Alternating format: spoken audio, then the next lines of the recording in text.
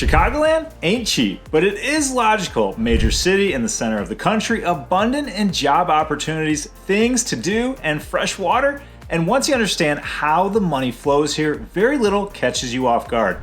This video is the real cost of living in Chicagoland, not the Zillow version, not the highlight reel, the real numbers behind the lifestyle, from housing to entertainment, jobs, and more.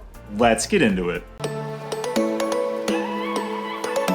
Now, before we get into expenses, we have to talk income because cost of living only makes sense in context. Chicagoland works because people can actually earn a living here. As of 2026, the median household income across the Chicago metro area sits in the mid 80,000s, and in many suburban counties, that number pushes into the 95 to 110,000 plus range, especially for dual income families and households. That's not by coincidence, as Chicagoland is one of the most diversified job markets in the country.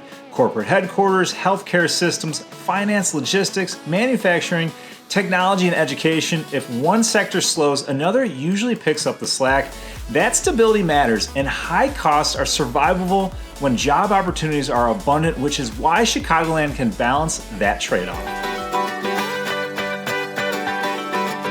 Moving on to numbers everyone typically complains about first, me included, property taxes. This is where Illinois earns its negative reputation, and yes, it's well-deserved. Illinois has one of the highest effective property tax rates in the entire country, averaging around 1.8% of homes value, with many Chicagoland suburbs ranging anywhere from 1.7 to over 2.3%. And depending on location and school district, that could vary and change. So here's what that actually looks like. On a $400,000 home, you're often paying $7,000 to $9,000 per year in property taxes.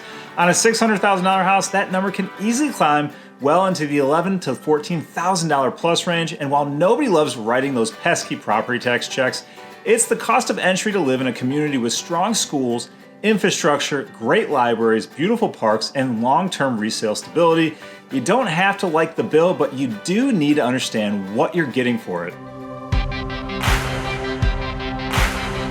The next annual expense that gets an eye roll, the other portion of the escrow payment that shows up on your mortgage bill. Homeowners insurance in Chicagoland now averages roughly $2,100 to $2,400 per year, depending on coverage, the carrier location, and the home itself. For example, a home 2,500 square feet with 4 beds, 3 baths, and a basement, expect insurance to be over $3,000, and homes 4,000 square feet plus worth 7 figures, contributing about 1.5 times that number. Now, switching gears to utilities, they're often where people really feel the seasons. Between electric, gas, water, trash, and sewer, many households are spending around $4,000 to $5,000 per year, or roughly $350 to $450 per month, with winter heating and summer cooling pushing that number higher depending on the usage. I know in the dead of winter, my Nightcore bill was about $250 for the month, ComEd Electric about $100, with water more affordable than most places due to the proximity of Lake Michigan. And that's before internet, streaming services, or smart home services. Your house doesn't just cost money to buy, it costs money to keep it running.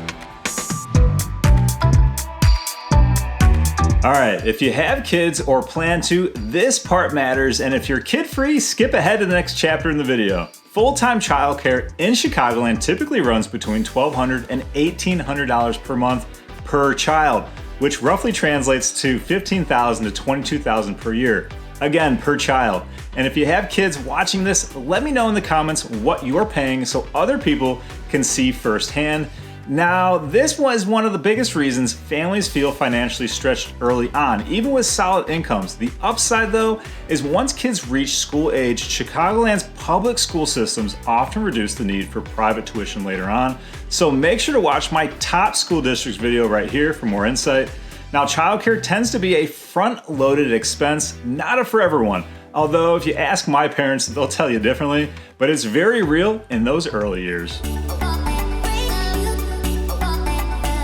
How you choose to commute to work is sneaky when shaping your budget. If you're driving between gas, insurance, maintenance, parking, and tolls, many Chicagoland commuters are spending between $400 to $700 or more per month just getting to and from work.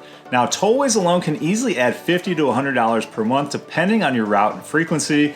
and parking downtown Chicago is never a highly desirable activity, and for a garage spot you're easily looking at $150 to $300 per month, and not as measurable are the therapy expenses you might incur so you can calm your mental space from the ridiculous traffic and chaotic driving.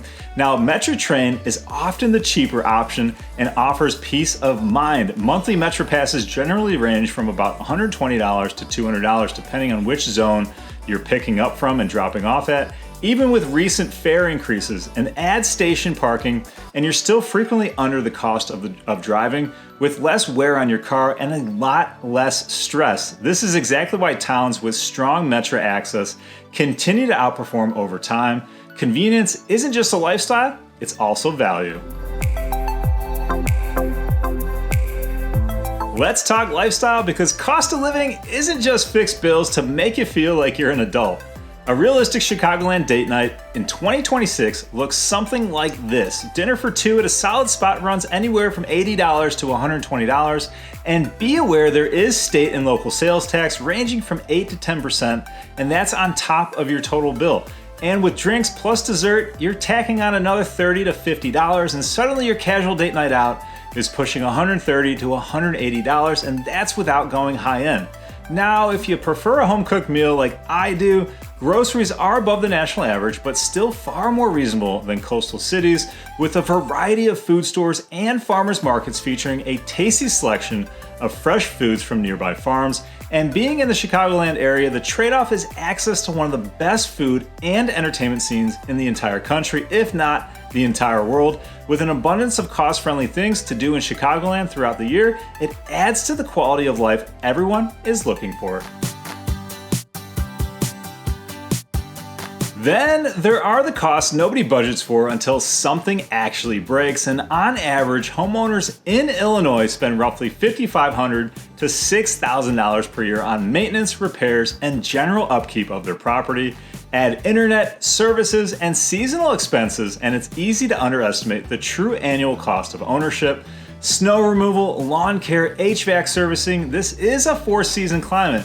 Chicagoland homes definitely earn their appreciation. My recommendation, if you can bear it, go get some sturdy machines for snow and yard maintenance, or give the neighborhood kid an opportunity to show responsibility and hard work.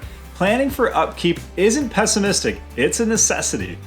Here's the honest truth about the real cost of living in Chicagoland. Yes, it's going to be more expensive than average. Property taxes are high, childcare and commuting require budgeting, but median incomes are strong with job opportunities abundant, healthcare access being excellent. The lifestyle delivers real value here, and long-term resale demand remains durable. Across Chicagoland, homes have appreciated 38% over the last 5 years, and in highly desirable neighborhoods, that number is over 50%. Chicagoland doesn't reward people who make it up as they go, though. It rewards people who plan ahead. If you're relocating, moving out of the city, or just starting your research, give me a call, shoot me a text, or send me an email so we can connect and put together a moving plan that's right for you. If you're curious about the top Chicago suburbs, make sure to watch these videos here. And if this helped you connect the dots, hit subscribe, drop a comment with the cost that surprised you most. But until next time, I'll catch you guys later.